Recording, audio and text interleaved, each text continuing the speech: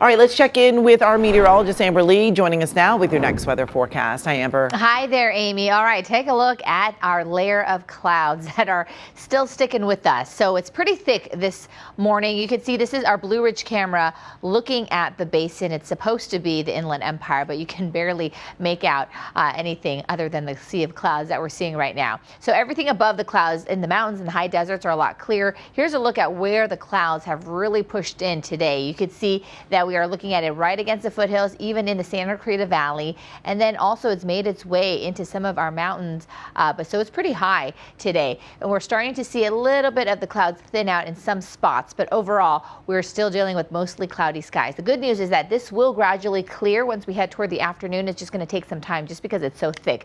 But we're also dealing with that cooling trend, and we're looking at winds increasing this afternoon, especially over the mountains and deserts. We could see peak winds anywhere from 30 to 40 miles per hour, with some of the strongest winds taking place in the afternoon and evening. The good news is that if you're waiting for the warmer weather and the sunnier conditions, we're going to get that, but it's going to arrive after tomorrow. That means just in time for the weekend. So that's when things really start to change. And then our marine layer gets a little bit more shallow. 61 degrees right now for downtown LA. Here's a quick look at our hour by hour forecast. So as we head into the afternoon, this is where we're starting to see more sunshine, but then you can see by the evening, the clouds start to fill back in. And that's because that marine influence is still with us. So some areas today will see some partial clearing, while other places may struggle to clear, especially for a lot of our foothill communities, because all that cold air is banked up against the foothills. And then the good news is that as we head into Friday, we're looking at more of the clearing taking place because we have two systems kind of dropping in, and then it lifts out of here. By Saturday, we are drying out, we're warming up, and we're going to see much more sunshine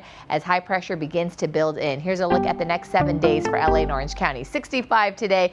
We slowly warm up to the 70s, and you can see little by little we continue to warm up even more. Temperatures get above average by the start of next week, closer to 80s by next Tuesday. The valleys will actually see 80s by next Monday. And then here's a look at the Inland Empire. We're looking at a high of 64 today. There is a chance of some showers possibly later on tonight as that next system drops in into tomorrow morning, but then we dry out and we're looking at 80s by Monday. Amy. CBS News Los Angeles, your local news, streaming wherever, whenever.